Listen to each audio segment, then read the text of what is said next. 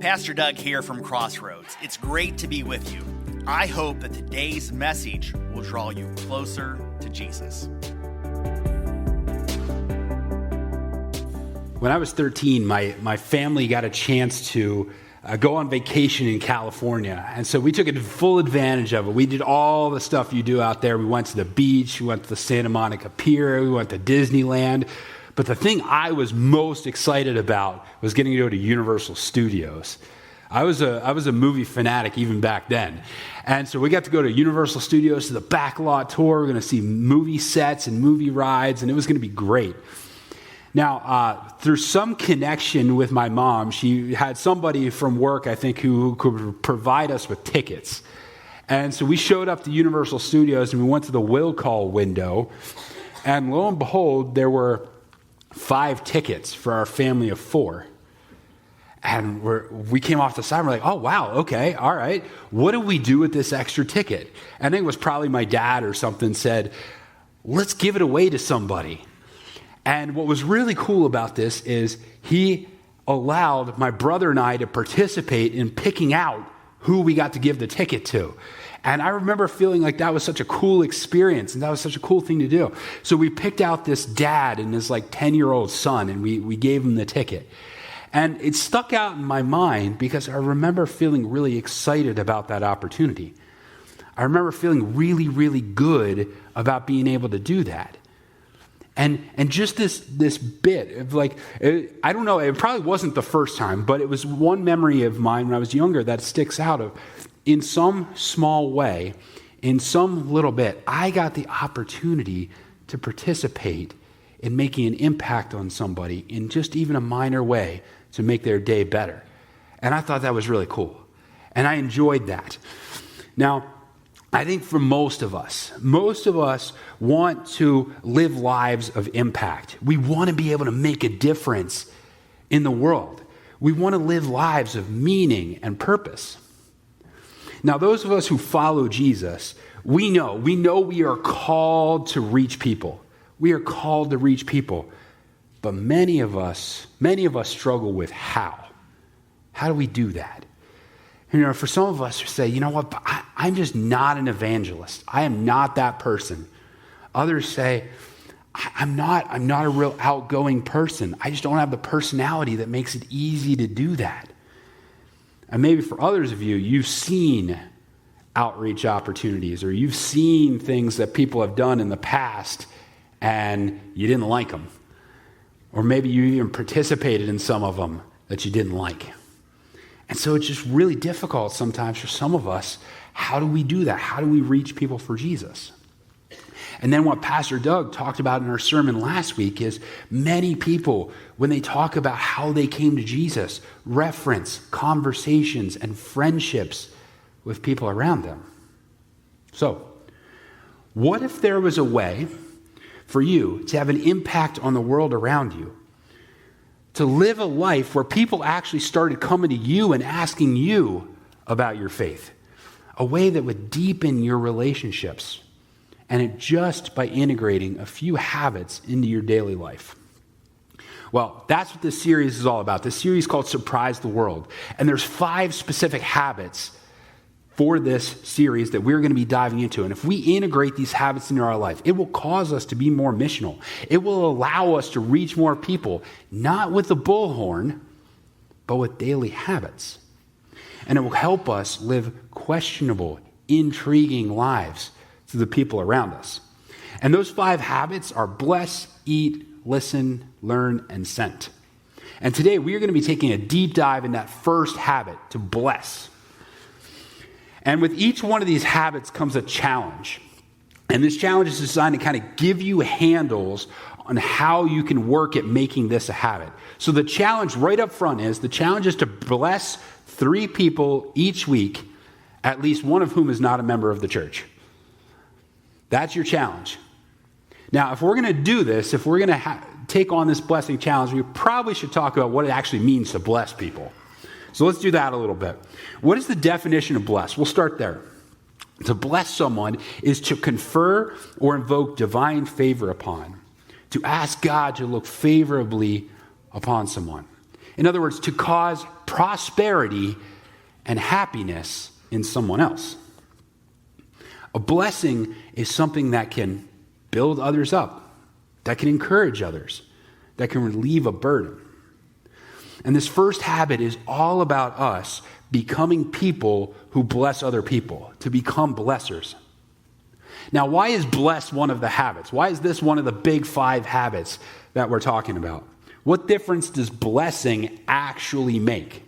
So we're going to take a look at a story where Jesus had an opportunity to bless someone. And I'm hoping by the end of the story, you will see that blessing is a powerful habit that will change the relationships around you, help you live a questionable, intriguing life, and have real impact.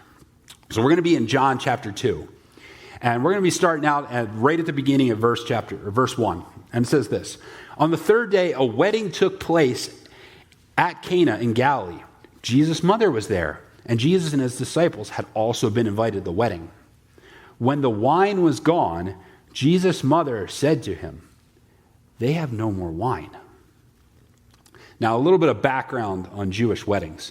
Jewish weddings were big, giant, long parties. They were some of the most important social aspects of the ancient Jewish communities, and they could last as long as a week. So these were big, big deals. And to run out of wine was a huge, huge problem.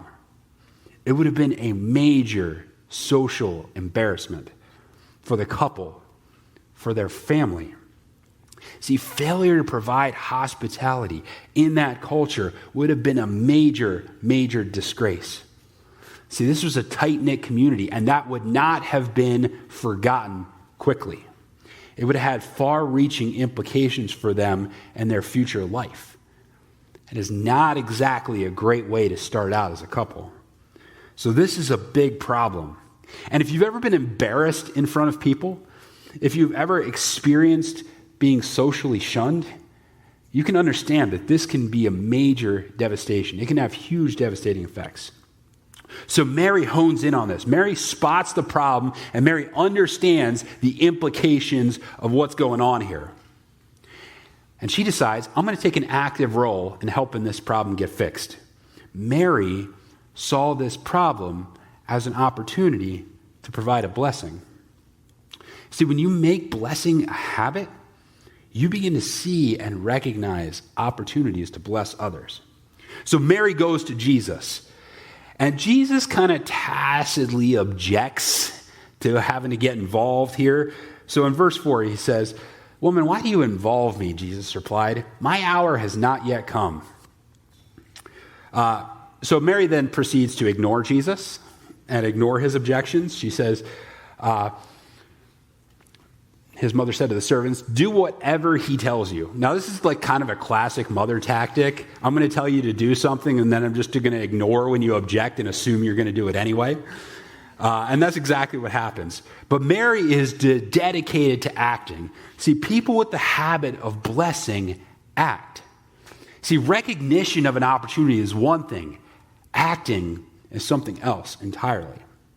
Have you ever seen an opportunity maybe to help someone or to encourage someone or to give a compliment, or maybe you thought of a great gift for somebody and then you didn't do it?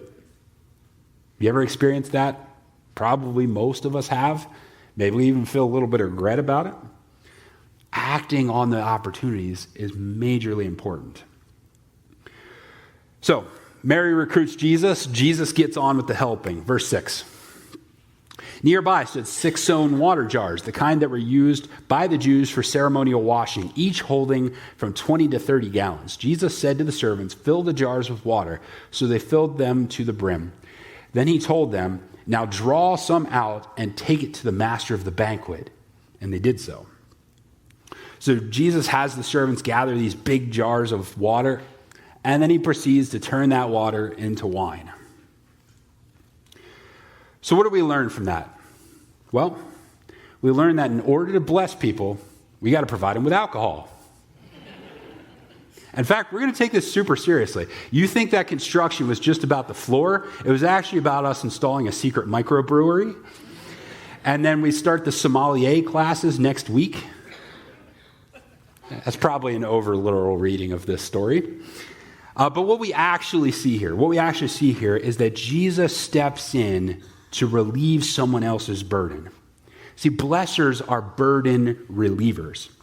And the burden in this case is having nothing to serve your guests. Now, when you bless somebody, it always has an impact. It always has an impact.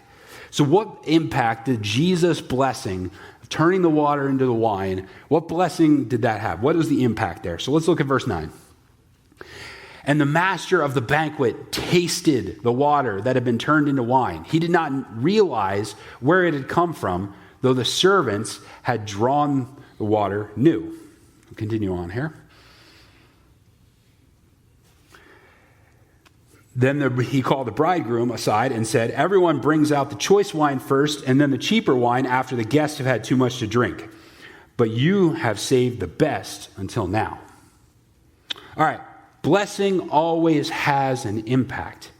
Now, maybe it's not always the impact you intended. Maybe it is.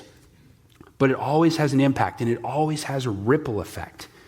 And that's one of the reasons why blessing somebody is such a great way to live a questionable, intriguing life.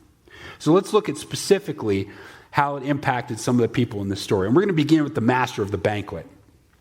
So the master of the banquet receives this. He gets to taste the wine, and immediately he is blown away. He is blown away. You can almost feel when you read it, his mood lift. We now have all this mouth-watering wine to serve. He was euphoric. Or maybe the wine was just that good. I don't know. But if you have ever hosted or catered an event, you understand what he was going through here. You are constantly stressed out about supply management.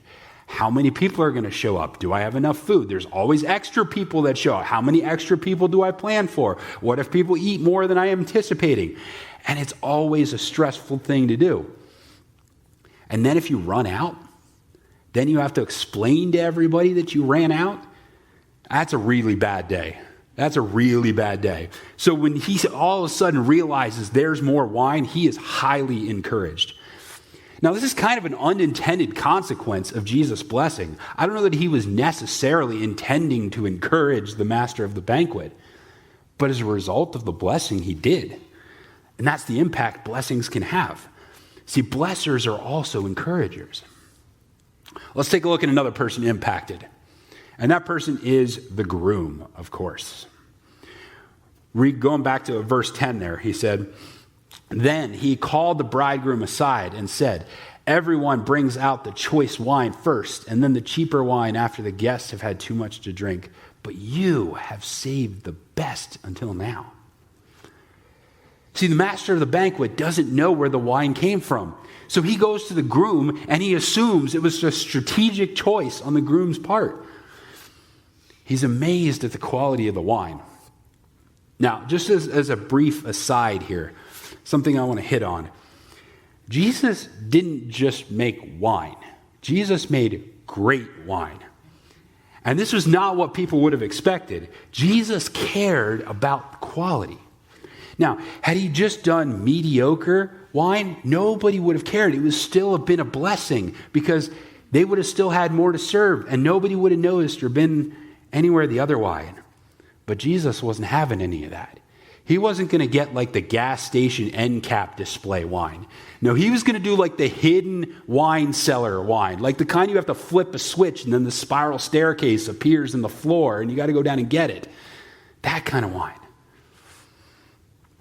See, one thing that I've observed in some sections of Christianity and the Christian mindset is sometimes we think a lack of quality or a lack of excellence is somehow a virtue.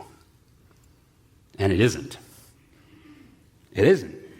Jesus cares about quality. Jesus cares about excellence because it speaks to how we feel about people when we give things of quality, when we give things that are excellent. And the quality of the wine actually ended up being a big part of the blessing here. You see, the master of the banquet gives credit to the groom for this. And don't overlook that impact. See, the groom went from having no wine to serve to having great wine to serve. What was shaping up to be a monumental social embarrassment all of a sudden becomes something that gains him social capital, that increases his reputation within the community. The blessing built him up.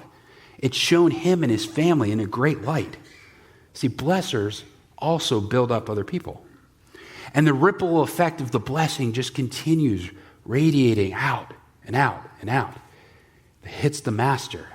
It hits the groom. It hits the bride and their family by default. And it hits the guest. The party gets to go on. One blessing truly did make a remarkable difference at the wedding at Cana. But the impact wasn't done. There's one more group of people who was affected. And John chapter 2, verse 11 says this: "What Jesus did here in Cana of Galilee was the first of the signs through which he revealed his glory, and his disciples believed in him." See, as a result of this miracle Jesus did here, his blessing, it enhanced the faith of his followers. It brought them closer to Jesus. Now, of course, Jesus is doing a miracle here. He's using his godly power. It was an uncommon case. However, blessing someone doesn't require a miracle or even something that grand to move people towards Jesus. See, what happens here, if we take this seriously, this habit of blessing people, the habit of blessing starts working on you first. As you work towards trying to bless 3 people every week, we start paying more attention to others. We start looking for opportunities. We start acting in the world, acting to bless other people. All of a sudden, we find ourselves becoming more generous with our time, with our energy, with our resources. People start to want to be around us a little bit more. People start getting close to us. And then eventually people start asking us questions. Why are you always doing things for people? Why are you always encouraging people? What's going on with you? What's happening in your life? And that's what it means to live a questionable life, to live an intriguing life. People start coming to you and say, what's going on? I see what's happening with you. What's happening? And now we have our opportunity. Now we have our opportunity to have that conversation about what's going on in our lives, about the work of Jesus in our lives.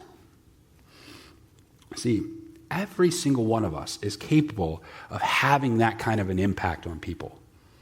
The people around us, in our church, in our community, and for the kingdom of God. If we cultivate the habit of blessing in our lives. So let me ask you a question. What would happen in your life if you made blessing others a habit? What would happen? What type of impact could it make? What would happen if every single one of us here this morning became a blesser? How would it impact our families, our neighborhoods, Mount Joy, Elizabethtown, Maytown? How about our schools and local areas? What would be impacted if we all did this? I have no idea. But can you imagine waking up in the morning, not knowing how God is going to use you to bless somebody else, but knowing that he's going to? Isn't that exciting? Isn't that kind of an adventure worth living? And we can get there if we're willing to recognize opportunities, to act on those opportunities, and to make it a habit to bless other people. All right, so let's talk about specifics. We've talked about the impact that blessing can possibly have. How do we do it? What does it look like in daily life to actually bless other people? We're going to hit kind of 3 categories of ways we can bless other people. And the categories are acts of kindness, gifts, and words of affirmation. And I really recommend using a combination of all three. Become masters of each three categories. That way, depending on the circumstance, depending on the situation, you have the opportunity to use whichever one is appropriate. Now, some of them you're going to feel more comfortable with than others. But let's walk through them a little bit and see where we're at. So let's start with acts of kindness. An act of kindness is anything that lightens the load on somebody else. Anything you do that lightens the load in any way can be considered an act of kindness and a blessing. Holding the door is an act of kindness. Carrying groceries for somebody is an act of kindness. Raking someone's leaves is an act of kindness. Helping someone move is an act of kindness. Now, before my parents got a snowblower, their neighbor had one. Occasionally, when the snow came, he would come out and snowblow their sidewalk. That's an act of kindness. And acts of kindness can be specific. You can choose a specific person and say, I'm going to do an act of kindness for you. Maybe you see a family who's just been super, super busy. And you say, I'm going to pick that family and I'm going to babysit for them so they can have a night out. Now, when we first had Olivia, several people did us an act of kindness by coming to our house and helping us with things like cleaning or organizing to get things ready for a baby. That's an act of kindness. So act of kindness can be specific. It can also be random. You can bless a random person for any random reason. Speaking of snow, one of the things I like to do when I'm in a parking lot and I've got to clean the snow off my car is I'll just clean off the car next to me. I have no idea whose that car it is. So by definition, it's random. But you can do random acts of blessing. Or acts of kindness can be opportunistic. One time I was in the airport and I was trying to get my luggage off the spinning corral, and I noticed this small, tiny little girl. I mean, she might have been 5 foot. And she had these massive suitcases that she was like trying to drag off of the conveyor belt. And they were practically like carrying her along. And so I'm like, all right, I got to help out in this situation. And so I grabbed them off and for her. And we got to talking, and it turns out she was like moving to the air, and literally all of her stuff was coming off this plane. And so that's opportunistic. I wasn't planning on that. It's just something I saw in the moment. Maybe some of you have had something like that. Maybe you've come across someone who needed their car jumped, and you've been able to provide that as an opportunistic act of kindness. But all of these are great opportunities to bless somebody else. Gifts. What about gifts? Gifts are a great way to bless people because they have the capability to show that people are cared for, that they're known, and that they're valued. Now, gifts can be need-based. You can give gifts based on someone who needs something.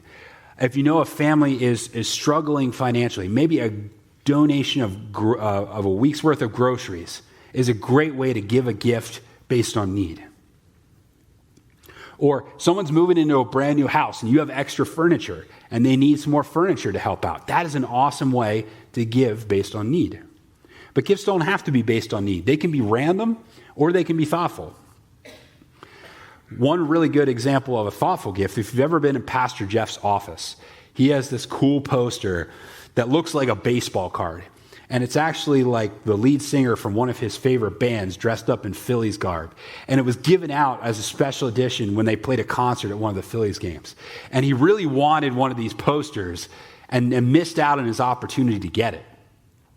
And then not too long ago, one of these posters randomly showed up for him. Turns out our former pastor, Sean, had made a mental note that he wanted this poster. And when he came across it at some point, he thought about it, got it, and sent it to him. That's a great example of a thoughtful gift. Gifts can be expensive or free. They can be big or they can be small. Now, I have heard many, many stories of people, probably some people in here, who at some point in their life were given a car. That's an expensive gift. But not every gift has to be expensive. When I worked at the movie theater, one of the things that I got was I got free tickets all the time. So I would all the time give out free tickets to movies for people. That cost me absolutely nothing to do that. But gifts can be big or small. One story of a pastor that I heard, he loves to play pickup basketball. And every time he goes to play pickup basketball, he just packs a small cooler full of Gatorade. And then when there's a break in the action, he just hands out Gatorade. Just a small gesture. But it's a great way to give a gift and be a blessing. Gifts can make a huge difference. And the third one, words of affirmation. Now, in some ways, words of affirmation are actually the easiest one of these to do. But for some of us, it's the hardest. We don't like doing this. It's hard for us to communicate what we're thinking or what we're feeling, or we feel awkward about saying stuff. So let's go through a few ways in which we can use words of affirmation to bless people. One of them is to use compliments. I like your sweater. Your hair looks really nice today. Compliments. Compliments are a great way to use words of affirmation to bless people. Most of the time, if you've received one of these, as long as it wasn't done in a terrible way, you feel better. You feel good. It gives you a little bit of a pickup. So compliments is a great way to use words of affirmation. Another one is encouragement. Man, I saw you talking to that newer person this morning. I saw you say hi and introduce yourself. That was a great job. I just wanted to let you know I noticed. Keep it up. I see you trying. I see you've been going through something tough, and you're really, really trying to get through it. Keep up the good work. You're doing a great job. Encouragement is an awesome way to use words of affirmation. We can use words of affirmation to talk about character development or effort. I admire your strength. I admire your compassion, your diligence. You know, I've really, really seen you grow. Another one is thank yous. Don't forget thank yous. Sorry about that. Thank yous are a big thing. Don't forget to be thankful for common, everyday things. Thank you for making dinner. Thank you for doing the laundry. Thank you for doing that maintenance project around the house. Those are great examples of when we can use thank yous. So to summarize, there are 3 ways to bless people: words of affirmation, gifts, kindness. And in those categories, there are limitless options for you, limitless ways in which we can bless people. Now, a quick word of caution on this. As we're looking into the opportunities to bless people, let's make sure that what we're doing is actually a blessing to people. Here's a verse from Proverbs 27. If anyone loudly blesses their neighbor early in the morning, it will be taken as a curse. I don't think truer words were ever spoken. When you're trying to bless people, make sure it's an actual blessing. Now, sometimes you don't know, but sometimes in order to make something a blessing, get to know the person a little bit. Use what you know about them as a calibrator to determine whether or not a blessing is a good blessing. So our first habit is bless. And your mission, should you choose to accept it, is to bless 3 people each week, at least one of whom doesn't attend Crossroads. And you can fill that out on your connection card if you're willing to start doing that.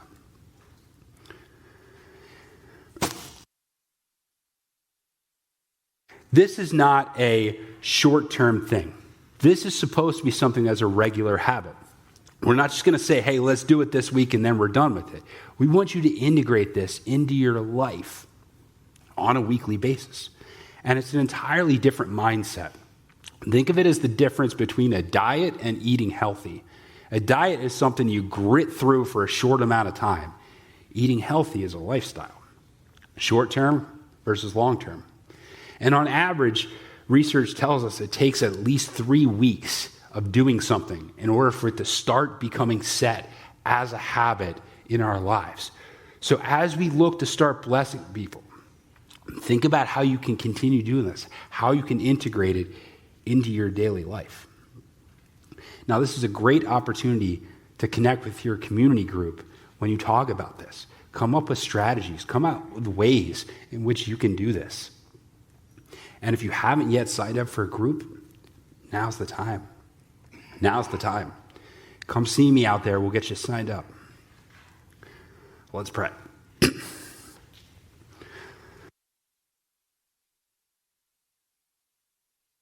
Jesus, God, we thank you for today, and we thank you for the opportunity you've got to help us grow in our ability to minister to others, to reach out to others, and to bless them.